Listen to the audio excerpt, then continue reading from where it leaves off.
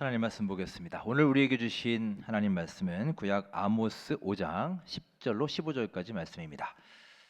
구약 1279면에 있습니다. 아모스 5장 10절로 15절까지 말씀 함께 하겠습니다. 한 목소리로 합독하시겠습니다. 무리가 성문에서 책망하는 자를 미워하며 정직히 말하는 자를 싫어하는도다. 너희가 힘없는 자를 밟고 그에게서 미래 부당한 세를 거두었은즉 너희가 비록 다듬은 돌로 집을 건축하였으나 거기 거주하지 못할 것이요 아름다운 포도원을 가꾸었으나 그 포도주를 마시지 못하리라. 너희의 허물이 많고 죄악이 무거움을 내가 아노라. 너희는 의인을 학대하며 뇌물을 받고 성문에서 가난한 자를 억울하게 하는 자로다. 그러므로 이런 때에 지혜자가 잠잠하나니 이는 악한 때임이니라. 너희는 살려면 선을 구하고 악을 구하지 말지어다. 만군의 하나님 여호와께서 너희의 말과 같이 너희와 함께 하시리라. 너희는 악을 미워하고 선을 사랑하며 성문에서 정의를 세울지어다. 만군의 하나님 여호와께서 혹시 요셉의 남은 자를 불쌍히 여기시리라. 아멘. 오늘 주신 하나님의 말씀입니다. 자, 반갑습니다. 여러분, 10월의 마지막 주일입니다. 올 한 해도 이제 2달 남짓 남았습니다. 불과 얼마 전까지만 해도 다들 폭염으로 고생했는데 또 지난 주간 갑자기 추워진 날씨에 조금은 당황스럽기도 합니다. 많은 분들의 말씀처럼 요즘 날씨는 그냥 중간이 없는 것 같아요. 덥든지 춥든지 그런 것 같습니다. 남은 2달 잘 마무리하셔서 후회 없는 한 해, 우리 삶에 오랫동안 기억될 만한 멋진 한 해로 잘 만들어 가시기를 간절히 소망합니다. 함께 우리 반갑게 서로 축복하며 인사하겠습니다. 잘 오셨습니다. 그러면 은혜 받으시고요. 2024년 잘 멋지게 마무리하시기 바랍니다. 서울대 트렌드 분석 센터에서 매년 출간하는 트렌드 코리아라는 책이 있습니다. 이 책은 한국 사회의 주요한 소비 전망을 반영하는 키워드를 매년 하나씩 제시하고 있는데요. 올해 트렌드 코리아 2024에서는 한국 사회의 트렌드를 반영한 올해의 키워드로 도파민이라는 단어를 꼽았습니다. 자, 화면을 보실까요? 도파민이라는 저 단어는 화면에 보시는 것처럼 호르몬 이름인 도파민, 많이 들어보셨죠? 도파민과 파밍이라는 말의 합성어입니다. 도파민은 사람이 흥분이나 즐거움을 느낄 때 분비되는 호르몬입니다. 그리고 파밍이란 말은 게임 용어예요. 우리 청년들이나 학생들이 잘 알 것 같습니다. 필요한 아이템을 모으다, 수집하다 이런 뜻입니다. 그래서 이 도파민이라는 말은 도파민을 추구하는 현상, 도파민을 좇는 현상 이런 뜻입니다. 이게 올 한 해 우리 소비 성향을 반영하는 키워드라는 거예요. 흔히 도파민은 행복 호르몬으로 불립니다. 가령 맛있는 음식을 먹거나 즐거운 쇼핑을 하거나 스릴 넘치는 스포츠 경기를 보거나 요즘 야구가 한국 시리즈를 하고 있죠. 이렇게 치열하고 아슬아슬한 경기를 볼 때처럼 극도로 흥분된 상황 속에서 분비되는 호르몬입니다. 요즘 TV 프로그램이나 유튜브 영상을 보면 현재 우리 사회를 관통하고 있는 하나의 큰 특징을 볼 수 있습니다. 최근에 최고 화제작이라고 할 수 있는 흑백 요리사라는 프로를 잘 아실 겁니다. 여러분도 많이 보셨죠? 거기 출연한 한 셰프가 운영하는 식당에는 그가 우승을 한 것도 아니에요. 그냥 거기 출연만 한 셰프인데 한 끼에 거의 10만 원, 20만 원씩 하는 비싼 식사인데도 거의 10만 명의 예약자가 몰렸다라는 뉴스를 봤습니다. 그 외에도 수많은 먹방들이 쏟아지고 있고요. 소위 글램핑이라고 해서 아주 고가의 화려한 시설을 다 갖춘 좋은 캠핑장이 등장을 했습니다. 이제는 캠핑 갈 때 다 이렇게 바리바리 싸들고 갈 필요가 없어요. 다 마련되어 있습니다. 또 차박이라고 하죠. 말 그대로 차에서 숙박을 하는 여러 새로운 문화들이 생겨났습니다. 결국 이 현대 사회를 사는 사람들은 먹고 놀고 즐기는 삶, 재미있는 삶을 지향하고 있고 또한 그것이 대단히 큰 관심거리라는 것을 알 수 있습니다. 자, 그런데 이런 현상은 비단 사회에서만 일어나는 게 아니라 교회에서도 일어나고 있습니다. 코로나19 이후로 한국 교회의 변화에 대해 여러 가지로 분석을 하는데 그때마다 항상 등장하는 것이 있습니다. 바로 즐거움을 추구하는 신앙생활입니다. 최근 한국 교회 트렌드라는 책에서 한 가지 질문을 했습니다. 교회를 나오는 목적, 즉 당신은 교회를 왜 나옵니까? 이 질문이었습니다. 자, 여러분께 질문하죠. 여러분은 교회를 왜 나오십니까? 네, 우리 옛날 같으면 뭐가 1등이겠어요? 하나님께 영광 돌리기 위해서, 혹은 하나님을 예배하기 위해서, 이 정도 아니겠습니까? 그런 답이 제일 많았죠. 그런데 최근 조사에 의하면 이 두 가지보다 더 앞순위에 있는 게 바로 즐거움, 재미라는 것입니다. 이제는 점점 많은 그리스도인들이 신앙생활을 하면서 심각한 얘기, 십자가, 고난, 그리스도인으로서 다해야 될 책임과 의무, 이런 것들보다 즐겁고 재미있고 부담 없이 가벼운 마음으로 하는 신앙생활을 더 선호한다라는 것을 알 수 있습니다. 사실 그래서 저도 요즘 고민이 참 많습니다. 목회도 그렇지만 특히 설교를 준비하면서 참 고민이 많이 됩니다. 사람들의 경향이 점점 더 이런 쪽으로 가고 있는 게 또 느껴지기 때문이에요. 그게 또 무시할 수는 없는 거죠. 오늘은 또 좀 사정이 있어서 지금 청소년부 학생들도 지금 올라와 있네요. 오늘 더 많이 좀 신경이 쓰이네요. 일단 요즘 사람들은 재미가 있어야 들으니까요. 그리고 일단 들어야 무슨 변화가 되든지 은혜를 받든지 할 텐데 말이죠.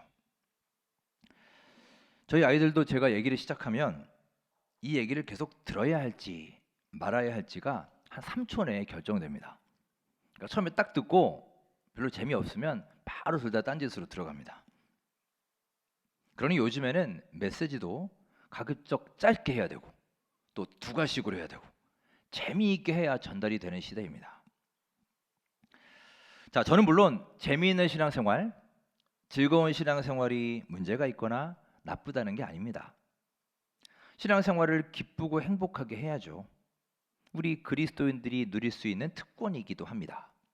문제는 그것이 주가 되고 목적이 되는 신앙생활이죠. 우리가 신앙생활을 통해서 기쁨을 얻고 즐거움을 누려야 되는데 기쁨을 위해서, 나의 즐거움과 만족을 위해서 신앙생활을 하게 되는 거예요. 이렇게 주객이 완전히 바뀌어버리는 것으로 점점 변해가고 있다는 것입니다. 자, 오늘 설교 제목이 아마 좀 생소하실 겁니다. 체리 피킹과 아드 폰테스. 도대체 이게 뭔 말인가 싶기도 하고, 혹시 뜻을 아시는 분일지라도 이 두 가지가 서로 무슨 관련이 있을까 하는 생각도 들 것입니다. 자, 그림을 보실까요? 먼저 체리 피킹에 대해서 말하겠습니다. 체리 피킹, 말 그대로 체리만 골라 먹는다는 뜻이에요. 소비자 중에서 물건은 구입은 하지도 않으면서 온갖 무료 서비스나 할인 혜택 같은 실속만 쏙쏙 챙기는 사람이 있죠. 그런 얌체 같은 소비 행위를 체리 피킹이라고 합니다. 얼마 전 제가 지인에게 들은 얘기인데 우리나라 강원랜드에 카지노가 있죠. 그 입장료가 한 10,000원 정도 한다고 합니다. 여기에는 그 도박 근절을 위한 여러 프로그램들이 있는데, 그래서 어떤 사람은 이제 입장료를 내고 거기에 들어가요. 그러면 일단 각종 음료들이 다 무료 서비스로 제공이 된다 합니다. 그 무료 음료를 그냥 마음껏 실컷 받아 먹는 거죠. 맛있게 그것을 먹고 나서 정작 게임을 안 하고 안내 데스크로 갑니다.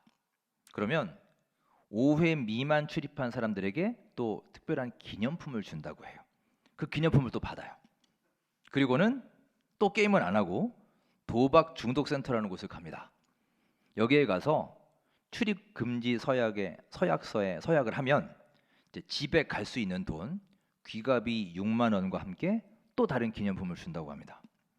그러니까 결국 이 사람은 입장료 10,000원 딱 내고 거기 가서 무료 음료 잔뜩 받고 기념품 받고 서명한 다음에 6만 원 받고 또 기념품 받고 그냥 집으로 간다는 거예요.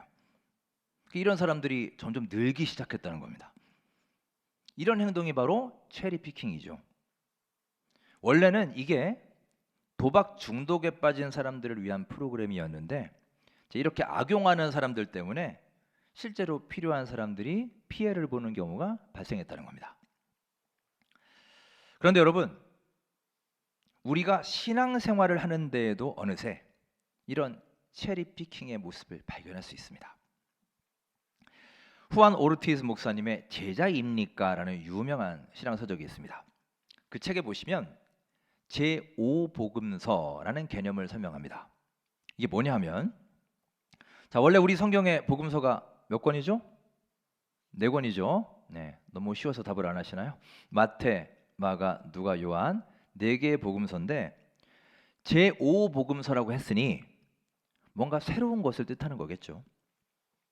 자, 성경의 수많은 가르침, 수많은 내용들 중에 내가 좋아하는 것, 내 마음에 드는 것, 내가 원하는 것들만 쏙쏙 뽑아서 내 입맛대로 해석하고 기억하는 겁니다. 그렇게 내가 뽑아서 만들어낸 내 입맛에 딱 맞는 성경 말씀을 가리켜 제5복음서라고 부른 겁니다. 자, 예를 들어 볼까요? 누가복음 12장 31절에 이런 말씀이 있습니다. 자, 함께 우리 읽겠습니다. 다만 너희는 그의 나라를 구하라. 그리하면 이런 것들을 너희에게 더하시리라. 참 듣기만 해도 힘이 되는 말씀이죠. 우리가 구하면 그 구하는 것들을 하나님이 주실 것이다, 더하실 것이다 라는 말씀이에요. 많은 사람들이 좋아하고 마음에 들어하고 위로를 얻는 말씀입니다. 하지만 이 말씀 뒤에 보면 33절에 보면 이런 말씀이 있어요. 자, 33절 읽겠습니다. 너희 소유를 팔아 구제하여 낡아지지 아니하는 배낭을 만들라. 곧 하늘에 둔 바 다함이 없는 보물이니 거기는 도둑도 가까이 하는 일이 없고 좀도 먹는 일이 없느니라. 자, 여러분, 이 말씀은 어떠십니까? 마음에 드십니까? 너희 소유를 팔아서 구제하라고 하십니다. 갑자기 마음이 무거워지지 않으시나요? 그런데 이 두 말씀이 서로 연결된 말씀이에요. 이렇게 우리는 하나님이 주실 것이다 라는 말씀은 은혜 받고 아멘하고 잘도 기억하는데, 나에게 뭔가 피해가 될 것 같고 손해가 될 것 같고 내가 힘들 것 같고 하기 싫은 일에 대한 말씀은 좋아하지도 않고 기억하지도 않으려고 합니다. 정말 달콤한 체리만 쏙쏙 뽑아서 골라 먹으려고 하는 이 시대, 우리의 체리 피킹 신앙의 모습을 지적하고 있는 내용입니다. 오늘은 교회력상으로 종교개혁 기념주일입니다. 정확히는 507주년 기념주일입니다. 우리 교단에서는 매년 10월 마지막 주일을 종교개혁 기념주일로 지킵니다. 역사가들은 보통 종교개혁을 1517년 10월을 기점으로 합니다. 당시 비텐베르크 대학 신학 교수였던 마틴 루터가 면죄부를 판매하고 있던 교회에 대항하는 95개조의 반박문을 비텐베르크 성당 벽에 게재함으로 본격적으로 종교개혁 운동이 시작되었습니다. 그동안의 잘못된 교리들, 그릇된 전통들 다 내려놓고 이제부터 복음의 핵심 원리를 붙들어야 한다라고 주장을 했죠. 그리고 그 복음의 핵심 원리가 바로 다음의 3가지였습니다. 자, 여러분 잘 아시는 내용일 겁니다. 우리 오늘 종교개혁주일이니까 내용을 생각하시면서 우리말로 되어 있는 부분 함께 읽겠습니다. 오직 성경, 오직 은혜, 오직 믿음. 이 3가지 종교개혁의 여러 원리들 중에 가장 핵심이 되는 이 3가지의 원리를 잘 기억하시기 바랍니다. 라틴어에 아드 폰테스라는 말이 있습니다. 오늘 설교 제목에 나온 말이죠. 아드라는 말은 영어 to에 해당하는 말이고요. 전치사 to. 폰테스는 파운데이션, 근본, 기본이라는 뜻입니다. 그래서 아드 폰테스는 to the foundation, 기본으로 돌아가자, 처음으로 돌아가자라는 뜻입니다. 당시 중세 유럽 사회는 큰 혼란에 빠져 있었습니다. 일명 흑사병이라 불리는 패스트로 인해 유럽 인구의 3분의 1이 다 죽게 됩니다. 또한 당시 기독교가 중심이 됐던 동로마 제국이 이슬람에 의해서 무너지게 되었고요. 게다가 교회의 분열까지 일어납니다. 그래서 원래 교황은 한 명이어야 되는데 교회가 분열되는 바람에 3명의 교황이 존재하는 그런 상황까지 이르렀습니다. 자, 이렇게 전염병을 통한 죽음과 이슬람 세력에 의해 무너진 나라와 종교적인 혼돈까지 총체적인 위기를 겪고 있었습니다. 이렇게 중세시대 타락이 극에 달했을 때 에라스무스라는 학자가 다시 우리 근본으로 돌아가서 처음부터 시작해야 된다라는 개혁의 목소리로 터져나온 외침이 바로 이 아드 폰테스입니다. 여러분, 오늘 저는 종교개혁주의를 맞아 여러분께 묻습니다. 지금 한국 교회가 커다란 위기와 혼란에 빠진 이유가 무엇입니까? 얼마 전 코로나19로 인해 커다란 타격을 입은 우리 그리스도인들이 잃어버린 가장 크고 중요한 것이 과연 무엇인가요? 혹자들은 말합니다. 교회가 세상의 문화를 따라가지 못해서 그렇다. 시대에 뒤처져서 여전히 교회는 권위적이고 올드하고 고루해서 재미도 없고 매력도 없어서 그렇다고들 합니다. 물론 그런 면이 있습니다. 이 시대 교회들과 기독교가 귀담아 들어야 할 내용입니다. 하지만 여러분, 저는 확신합니다. 핵심은 그게 아니에요. 이 시대의 교회와 그리스도인들이 겪는 위기의 원인은 바로 신앙의 본질과 기본을 놓치고 잃어버렸기 때문입니다. 즉 교회가 교회의 본분을 다하지 못하고 그리스도인이 그 사명과 역할을 제대로 수행하지 못하기 때문이에요. 고루하고 문화에 뒤처지는 것은 그 다음 문제입니다. 그게 핵심이에요.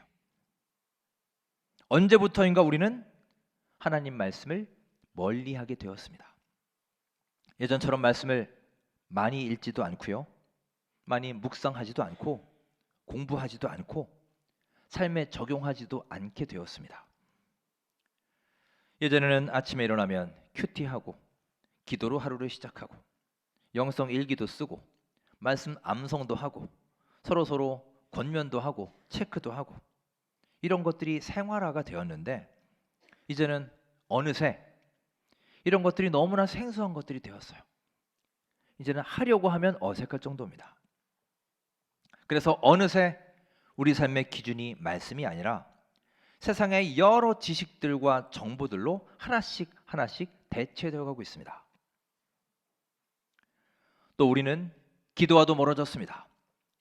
그동안 우리는 힘들 때, 어려울 때마다 늘 기도하지 않았습니까? 중요한 일을 시작할 때도 항상 기도를 잊지 않고 기도로 시작했어요. 한 해를 시작할 때마다 기도원에 가서 뜨겁게 기도했었고요. 매주 중보기도, 금요기도, 새벽기도, 기회가 있을 때마다 간절히 기도하지 않았습니까? 그런데 어느 순간부터 기도의 횟수가 점점 줄고 기도의 시간도 줄었습니다. 이제는 소리내서 뜨겁게 막 기도하는 것이 어색한 지경이 되어버렸습니다. 여러분, 우리가 왜 이렇게 됐을까요?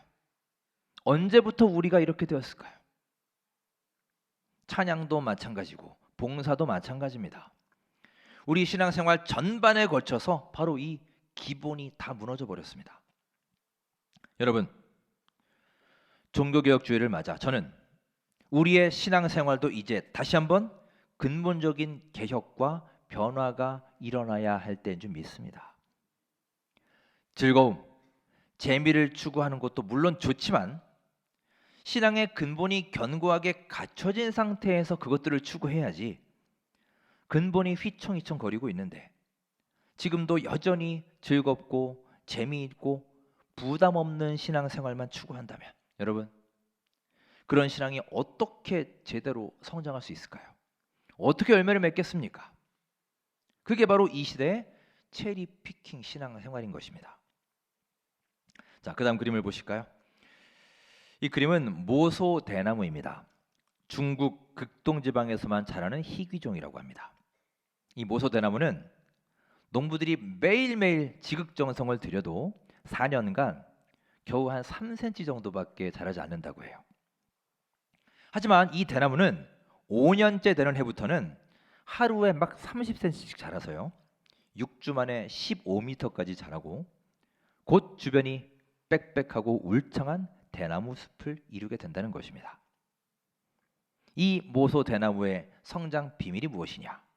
바로 씨앗이 움트고 나서 4년 동안 땅속으로 깊고 단단한 뿌리를 내리는 데 있다는 거예요. 초고속 성장을 위해 4년의 시간을 성장의 기본을 다지는 기간으로 삼는 것입니다. 이렇게 기본의 기간이 중요한 것입니다. 여러분, 지금 우리의 신앙의 상태는 어떻습니까? 단단한 뿌리를 내리고 있습니까? 우리는 믿음의 성장을 이룰 수 있는 기본을 지금 다지고 있으신가요? 오늘 우리는 아모스 5장 말씀을 함께 합니다. 구약의 선지자 중에는 특별한 별명이 붙은 선지자들이 있습니다. 예를 들면 호세아는 사랑의 선지자이고 예레미야는 뭐죠? 눈물의 선지자입니다. 그리고 오늘 말씀 아모스는 공의의 선지자, 정의의 선지자라고 부릅니다. 아모스서의 처음 1장 1절을 보면 아모스에 대한 설명이 간략하게 나옵니다. 우리 한번 같이 읽어볼까요? 자, 1장 1절 읽겠습니다. 유다 왕 우시아의 시대 곧 이스라엘 왕 요아스의 아들 두고와 목자 중 아모스가 이스라엘에 대하여 이상으로 받은 말씀이라. 아멘. 아모스를 가리켜 드고와의 목자였다라고 기록합니다. 여기서 이 목자라는 말을 히브리어로 보면 단순히 우리가 생각하는 그 양치는 목자가 아니에요. 수많은 양들과 염소들을 소유하고 있는 일종의 목축업자였다고 볼 수 있습니다. 실제로 아모스는 남유다에서 아주 부유하게 살던 사람이었습니다. 하지만 하나님의 말씀이 그에게 임했을 때 그는 현재 누리던 즐겁고 부유하고 안락한 생활과 달콤한 유혹들을 모두 내던지고 북이스라엘로 올라갔습니다. 그 길은 위험천만한 길이었습니다. 자칫 목숨을 잃을 수도 있는 길이었습니다. 하지만 그는 오직 말씀, 오직 하나님 말씀 하나만 붙잡고 순종으로 나아간 것입니다. 자, 그렇게 오늘 본문 11절 12절 말씀을 함께 읽겠습니다. 너희가 힘없는 자를 밟고 그에게서 미래 부당한 세일을 거두었은즉 너희가 비록 다듬은 돌로 집을 건축하였으나 거기 거주하지 못할 것이요 아름다운 포도원을 가꾸었으나 그 포도주를 마시지 못하리라. 너희의 허물이 많고 죄악이 무거움을 내가 아노라. 너희는 의인을 학대하며 뇌물을 받고 성문에서 가난한 자를 억울하게 하는 자로다. 자, 그곳의 상황을 보니 많은 사람들이 억압과 착취를 당하고 있더라 하는 것입니다. 힘없는 자를 밟고 부당한 세를 거두고 의인을 학대하고 뇌물 받고 가난한 자를 억울하게 한다. 이렇게 불의를 행하는 사람을 향해 담대하게 나아가 기꺼이 하나님의 정의와 선을 외쳤던 사람이 바로 공의의 선지자 아모스입니다. 그는 지금의 편안하고 달콤하고 안정된 삶에 안주하지 않았습니다. 힘들고 위험하고 뻔히 고난이 예상되는 길이었지만 하나님의 말씀이기에 이해하고 순종함으로 나아간 것입니다. 그의 삶은 그저 맛있고 달콤한 것을 추구하는 체리 피킹이 아니라 근본 대신 하나님의 말씀을 따라 순종하는 믿음의 삶이었던 것입니다. 여러분, 이제 올해도 2달밖에 남지 않았습니다. 아직도 우리의 신앙이 그저 즐겁고 재미있고 세상 사람들이 나아가는 그 길, 편안함을 추구하는 방향으로 나가고 있습니까? 우리의 신앙생활이 우리가 추구하는 재미와 즐거움으로 인해 매일매일 달콤한 체리를 바라보고 보암직도 하고 먹음직도 한 성공의 선악과만 바라보고 사는 게 아니라 우리 예수님이 지고 가신 쓰디쓴 십자가 위에 열려 있는 영광스러운 부활과 생명의 열매를 바라보는 눈이 활짝 열릴 수 있기를 간절히 소망합니다. 내일부터 특별 새벽 기도회가 시작됩니다. 요즘에 보니까 많은 교회들이 지금 특별 새벽 기도회를 하고 있습니다. 우리 교회도 원래는 12월 대림절 때 예정을 했는데 지금 한 달 정도 당겨서 하는 겁니다. 서로 약속한 것도 아니고 짠 것도 아니고 서로 의견을 나눈 것도 아닌데 이렇게 많은 교회에서 지금 특별 새벽 기도회를 하는 이유가 뭘까요? 저는 다들 느끼고 있기 때문이라고 생각합니다. 지금이 위기구나. 뜨겁게 기도해야 될 때구나.